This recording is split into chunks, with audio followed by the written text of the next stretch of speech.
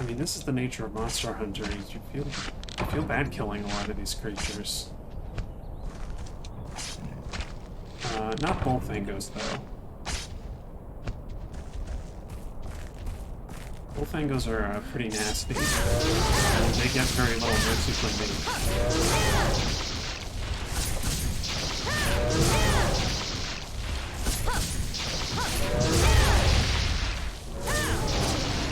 If you haven't played Monster Hunter, you'll understand the hatred for some of the creatures like the bullfango. Let's actually start cooking. This game has a pretty good cooking theme, as you'll hear in a second, but it's not my favorite.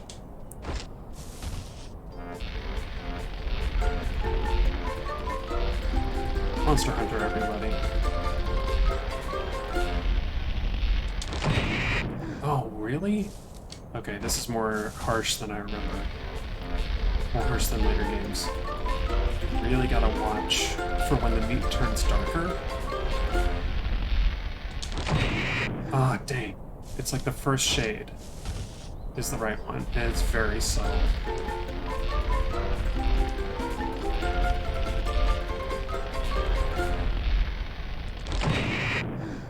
I didn't even see it that time.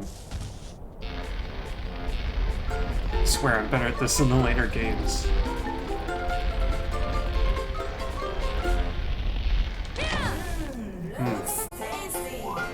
I mean, I had to press it before I could even tell.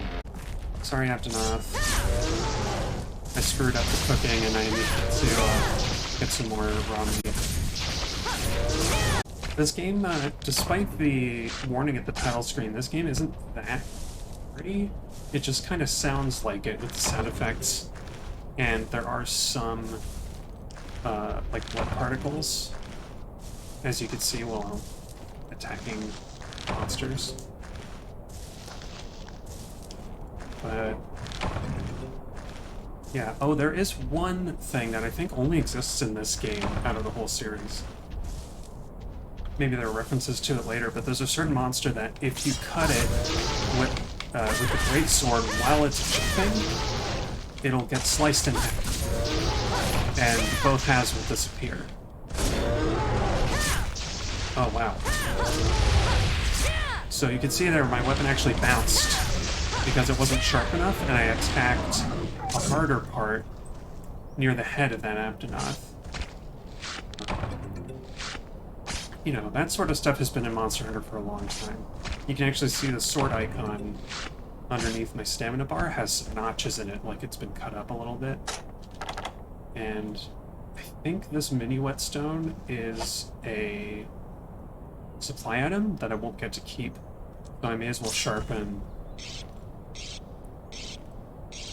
my sword. And now you can see it's a regular unjagged edge.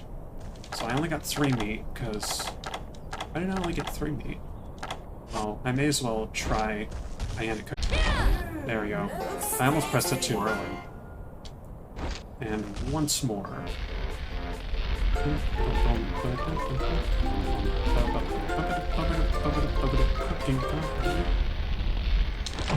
Oh, I waited too long.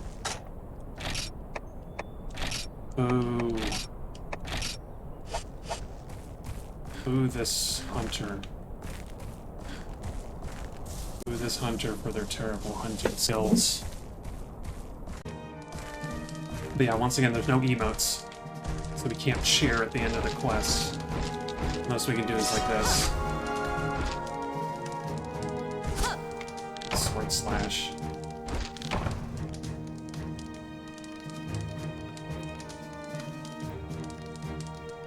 Boy, what a... They just put some extra letter spacing to make it fit better. Oh, I've got too many crickets. That's something else. These items don't go to your item box. They go directly to your inventory. So after every quest, you have to go back to your house to dump off all the extra stuff that you just got. I don't know. I have a strange love for early games like this that have all this weird stuff in them, all these weird inconveniences, because they're they're not good, and they should be changed. But I don't know. Gotta start off with a ration or two, because you do not start with the maximum stamina ever in Monster Hunter. But it's neat. They start off, the series starts off with first aid meds and rations, which go away after the quest is done. It's surprising how many staples of the series are still here at the very start. That's something I do love about going back to really old games like this, is that stuff that you assume they added in later, little conveniences and stuff that you would add after you saw how people responded to your game. Some of that stuff is just here already. Not all of it, obviously, but some of the stuff that we count. Oh. Incidentally, you'll notice there's no icon indicating that this is a gathering point. You just have to know. And the only way to know when you're done gathering and there's nothing left is to gather one too many times, where it'll give you that "there is nothing here" message. So there still are some conveniences that they have yet to add. And Needleberry is pointless for us because we're not going to be a gunner, and there's nothing else. Now I'm going to try something daring and bump up the internal resolution to 2 times native. 2 times native. Yeah. Looking a little crisp. A little more crisp. Also, I think my frame rate is finally bounced out. Alright. We're probably going to run low on stamina soon, but it still is running pretty smoothly. So I do own a physical copy of this game, but it's easier to stream if I emulate it. And I used my original PS2 so that, for the BIOS, so this is all legit.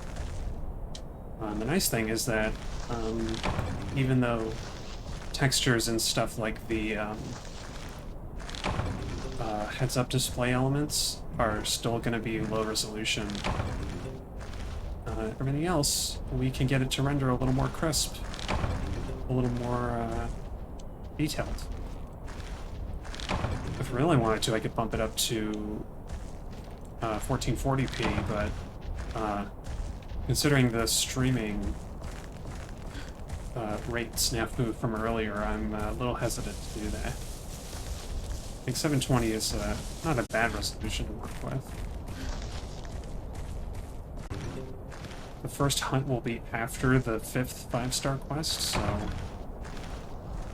we're on quest number 3 in the 1-star. So once we get 2 more quests after this, we'll get to actually hunt a dangerous monster, not just these Aptonauts and herbs. You know. But hey, this has kind of always been the nature of Monster Hunter games.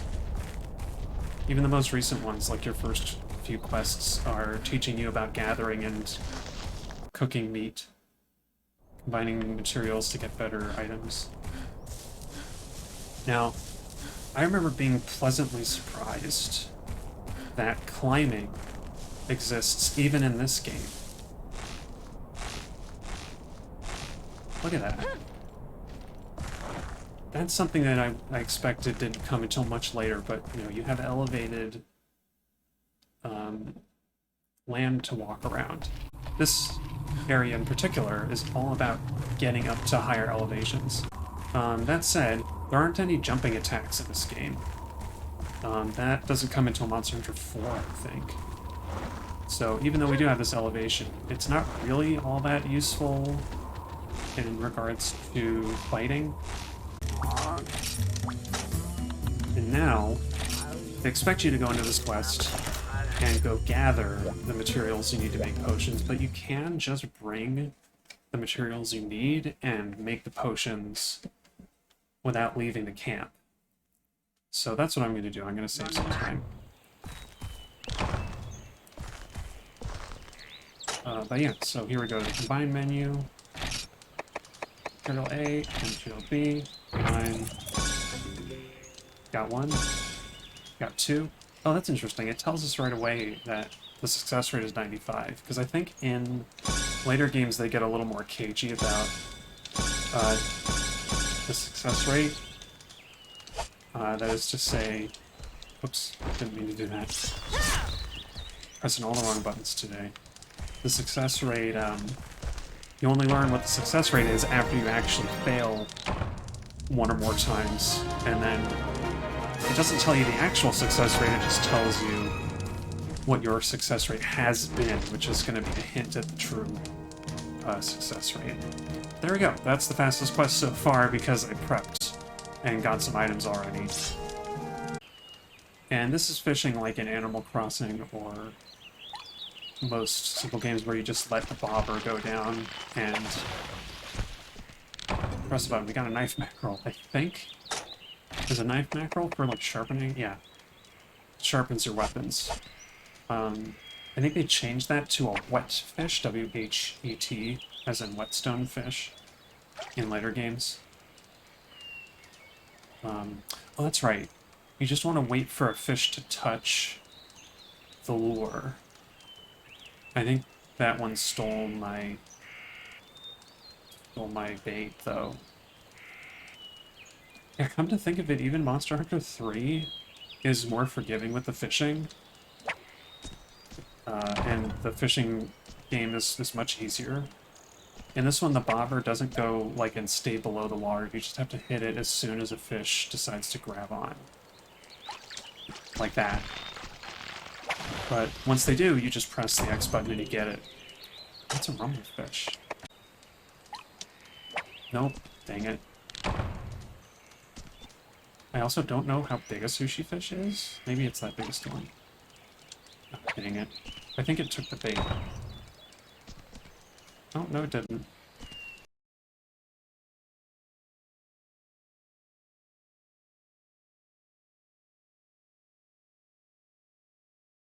Come on. Dang it. I'm just too trigger happy. I can potentially cast forever for the full 50 minutes of this quest. I don't know how they decided on a 50-minute time limit, but it's very generous for some of these early quests. And it feels really harsh on the harder ones. Nope, there's another knife mackerel. I mean, that's useful, because Monster Hunter World and later gave you infinite whetstones, but you had a limited amount in these games. Although they were really common. So common, in fact, that I definitely threw away extras in Monster Hunter 3 because they were taking up so much room in my inventory. This is why I brought crickets, because it'll be faster than going back to the, oh. It'll be faster to use a cricket than to go back to the box for more worms. This is what my experience, I remember my experience being like the first time I did this quest, where I started to wonder if there are even worse sushi fish in this lake. I don't know, fishing minigames are strangely relaxing and stressful. I don't know how they do it, but, yeah. Well,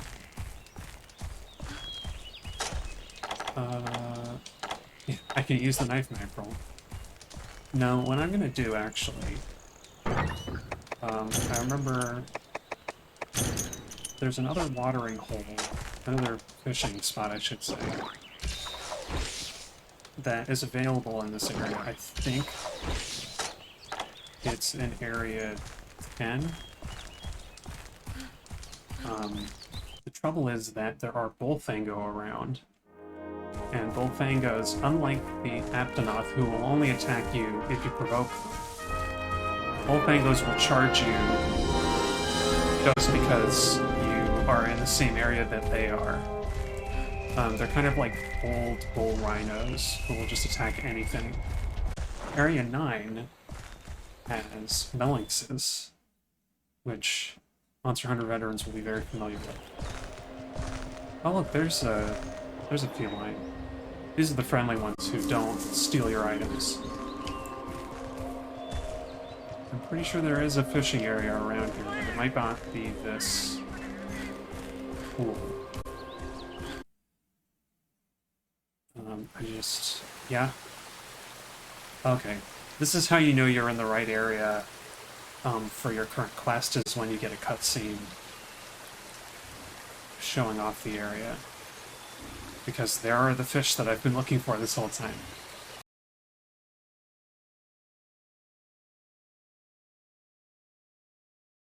But as you can see there, we've got a bullfango heading right for us. And we have to contend with that. So, before we can do anything else, we have to fight the bullfango, who I think still sees us from over there? Yeah, he does.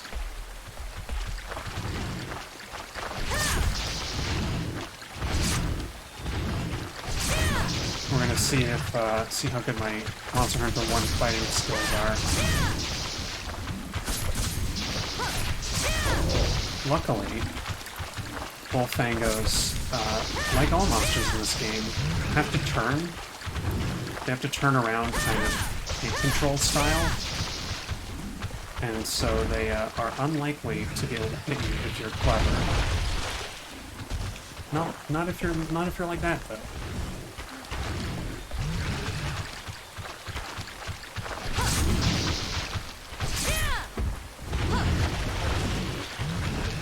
Okay. This is the cat and mouse game that makes up the bulk of this combat system. Okay, I may have got it. Yes! Victory. And now I will take your materials.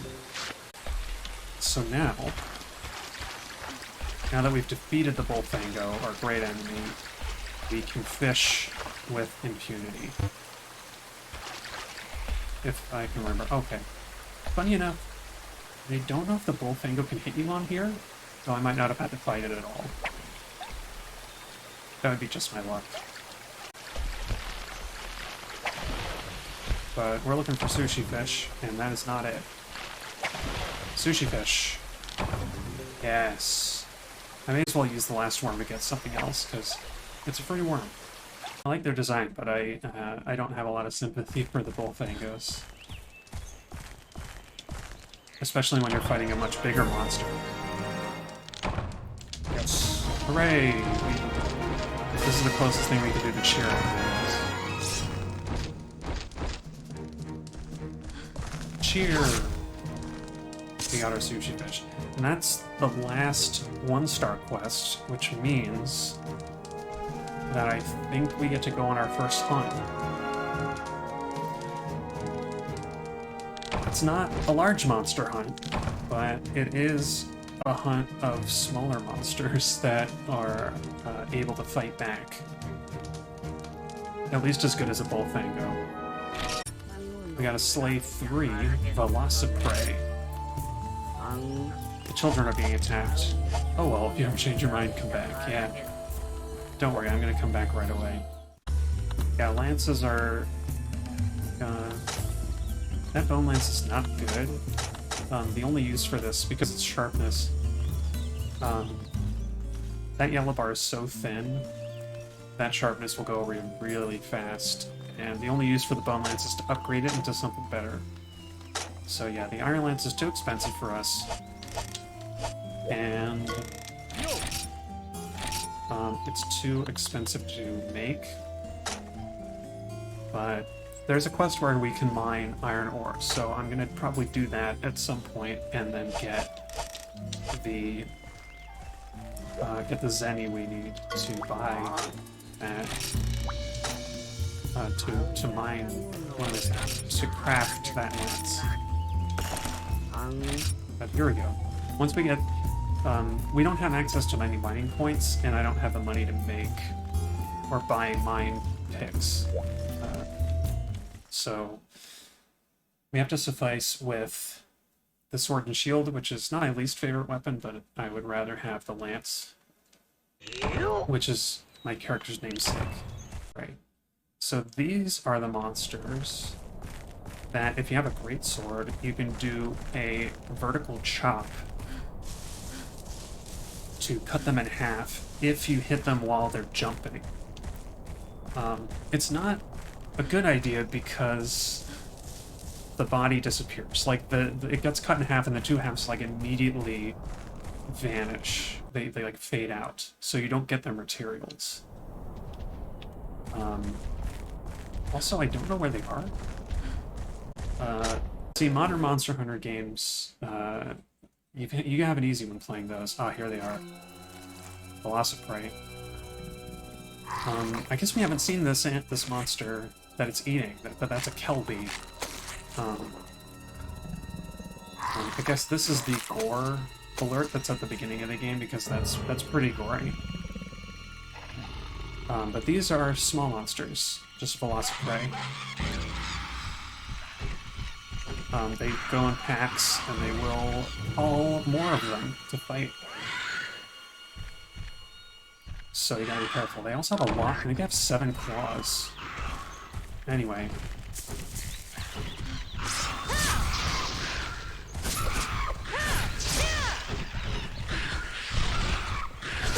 They will also hit each other, which is a nice feature that has kind of always been in these games.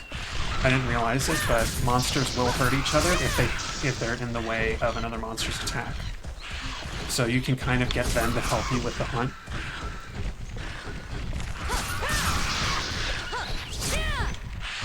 Oops. And of course, they will not hesitate to jump and attack you as you attack them.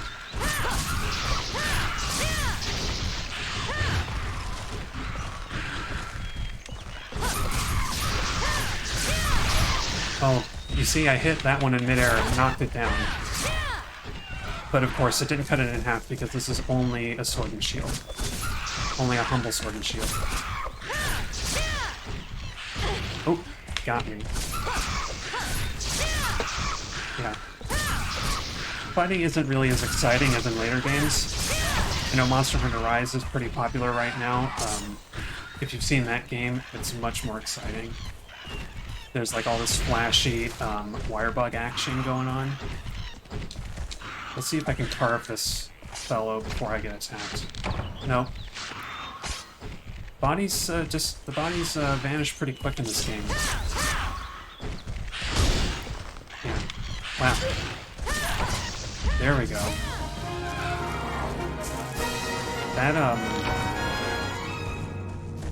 That shield blocking sound was much louder than I thought it would be.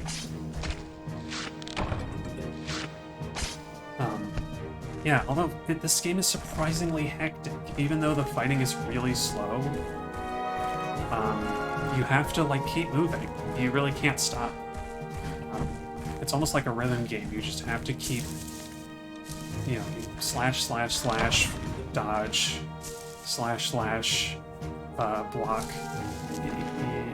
You really have to be on your toes, and the monsters have their own rhythm they have to follow. It's a really common thing to reposition yourself slightly off of the direction the monster is facing, because they do have to turn to face you, where they can hit you with the most of their attacks. There are exceptions, of course, but generally, a monster can only attack you if it's already facing you, and if it isn't already facing you, it'll turn, which takes time, and that time you can use to attack. That's what I've been able to glean just by playing these games. It's like the core, it seems to me anyway, to be the core strategy. So there we go. We got a sizable amount of money. Luckily we can skip that noisy money increase animation. And we got a bunch of velociprey scales from that, even though we didn't get time to carve anything except that very last one. And the obligatory egg quest. Every Monster Hunter has it. You have to deliver a wyvern egg. So, already knowing how janky this game is from being old, the egg quest is especially egregious in Monster Hunter 1. I'm just going to get the well done steak quest out of the way, and then we're going to experience the true horror of the egg quest right after that. Because you saw how much trouble I had with that bullfango just to clear it away so I could fish. The wyvern egg quest, you have to deliver that egg across a whole bunch of regions, a whole bunch of areas, back to the item box, and I don't know why I'm taking these, because you don't get to keep them. If it wasn't bad enough that you have to deliver the egg across all this area, there are velociprey everywhere.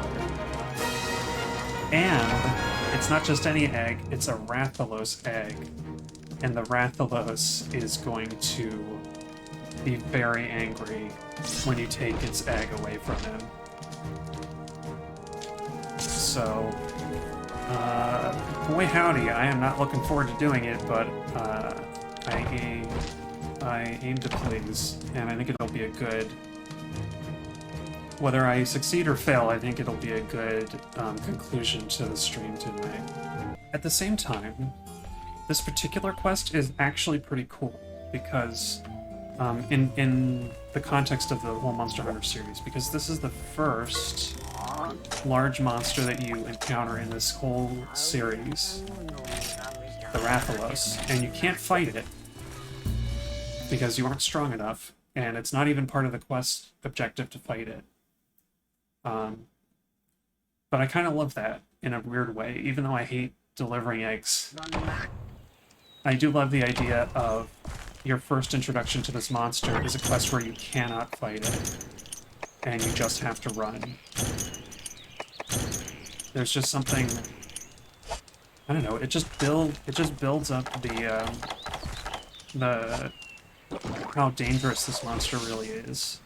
And you don't get to actually hunt it for a while, so when you do hunt it, you have this expectation built up. Boy, I really don't feel ready for this quest, if I'm being honest. I'm fully expecting to,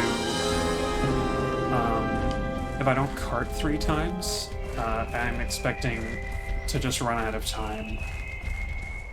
Or be so low on stamina that I can't run fast enough to actually get it back. But the first step that you want to do is set up... Oh, that's right, there are vespoids here too.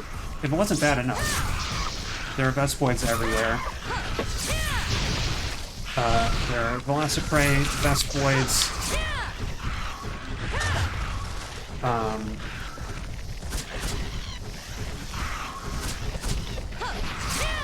And the rathalos is going to be chasing you down while you're delivering this egg. So the best thing you can do is...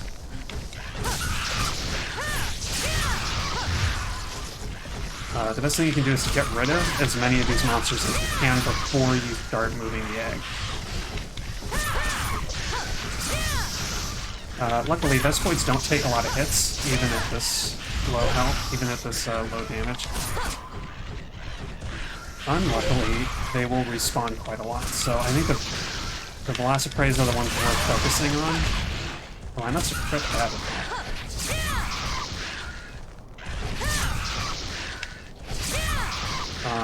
I don't know if that horizontal slash does more damage, but generally I think it's more useful as a way to hit something that just happens to be next to you. Like, it's just a convenience of positioning attack, like an opportunity. Anyway, the vespoids aren't that hard to dodge, even when you're carrying the eggs, so I'm just gonna kill them here because it'll be easier than having to worry about them later. You really get used to the right analog stick. It's not a good way to act, but it's not as weird as you would think. Maybe it's just me, but it is not that awkward at all right now to be pushing the analog stick a whole bunch of times to do that basic sword combo. Alright, so the trick is that the nest, the rathalos nest is in area 5, which you can see there, it only has one exit. which is through Area 4. And Area 4 is really nasty because it's got Vespoids in it, like right next to the cavern exit. And the Rathalos, there it is, the Rathalos starts here. This is also why this particular soundtrack is associated with Rathalos as its theme, even though the music is really only this area's theme for fighting a large monster. Yeah, and it's a janky-looking Rathalos. But you can sneak around if you're careful. If you're smart about it, you can kind of sneak. But there are Vespoids coming.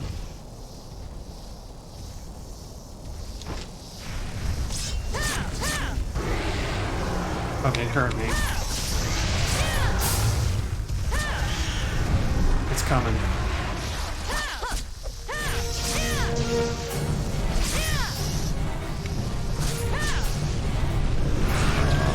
I don't want to fight. I don't want to deal with the rathalos.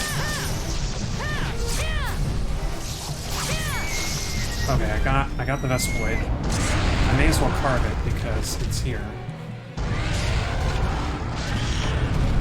I think I'm luckily in an area where it can't reach me somehow. This part of the area, I'm safe from the rathalos, even though it is aggroed on me. If I leave, that might make a difference. Interestingly enough, you'll notice if it's still aggroed on me, you'll see there's this yellow eye-shaped icon that tells... Oh, there it is. Oh my gosh, it's like right here. Okay. At least it's in a different area, but this is not much better. Yeah. This is the Rathalos music. It's kind of not great music. And, you know, Rathalos, what's kind of funny in this early game, it's not, it's, you know, it's Monster Hunter 1, there's some teething troubles. I'm gonna see if I can get away from it. Probably not, though. But you see, this is why this mission is so dangerous. Because you have to go all the way up there to get the egg. There are velociprey in this nest who will knock the egg out of your hands. And you have to climb down safely with the egg in order to escape. And there's also a Vespoid that will appear on the other side of the exit. Oh, I always miss. Oh, and now my weapon power is really low. I kind of have to use a whetstone. Yeah, so normally there would be an exit down here, but it's blocked for this particular quest. Now, those... No, I guess they haven't given up on me. But my sharpness is so low that if I don't use a whetstone, I won't be able to hit them. Like, I'm just going to bounce every attack. The trouble is that they're going to hit me. Yeah, okay. Well, at least I got the sharpening done. Man, they're making some monkey noises, aren't they? Like, those are like chimpanzee screeches. Is that one slain? That one is slain. One more. Luckily, the Rathalos is not at all subtle about making an entrance, so if it arrives, we'll know about it really early. Oh. So, I'm going to take this moment to use my last mini whetstone. I'm going to eat a ration, which is more important. I don't know why I wasted time on that. And I'm going to try and take the egg out of here. So, as with anything else that you gather in this game, there's no indication that you can pick it up, other than the visual cue that is an egg, like an area with eggs in it. So I think ideally, the Rathalos will turn up here eventually. I don't have any paintballs. I probably should have made some. I think I did have sap seeds. But paintballs are how you track monsters. a large monster will only appear on the map if it's been hit with a paintball and the paintball hasn't expired. So I should have hit the rathalos with a paintball so that I would know if it's still in Area 4. Otherwise, I could wait here until it makes its entrance and then leave as soon as possible. But for now, I think I just have to wander into Area 4, and if it's here, I'll have to run back in. If it's still out here. No, it's not. Okay.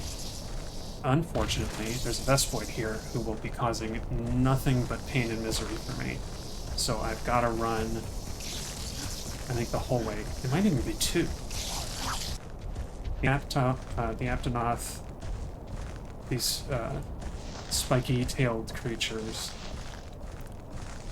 they will get upset and run away if the Rathalos appears, or any other large monster for that matter.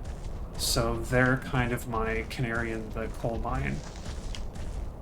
I think Rathalos can show up in Area 2, though, and there aren't any Aptonoth here, so I'll have to just look and see if the Rath... Okay, it's not here. I mean, at this point, we're basically scot-free, as long as I can get around that Vespoid. Then I'll be fine. It's hard... Oh, it is coming for me. I was gonna say it's hard to tell, but it is coming for me. This is what all that stamina is for. That battle music is... All it is the battle music for large monsters in this forest area. But because the Rathalos is the first monster that you encounter with that music playing, it has been forever associated with that music, like, inextricably. It's kind of neat, because I think later games have made better versions of that music, which is otherwise really repetitive and grating. And there is another monster that uses a similar track, but it added mixed choir, which makes it much better. There it is. Egg Quest is done forever. Forever. Never again will I do this particular egg quest. That's right, there are more egg quests than just this one. Shocking and distressing, I know. That's something I forgot to mention. There is no canteen in this game. That's become a staple of Monster Hunters. You go to the canteen and you eat a meal before you go out on a hunt, which will give you some bonuses and stuff. This game, no such thing. I hear those eggs are really heavy. They say you can't run at top speed when you're carrying one. Yeah, boy. Wasn't that especially prescient, considering the quest that we just did?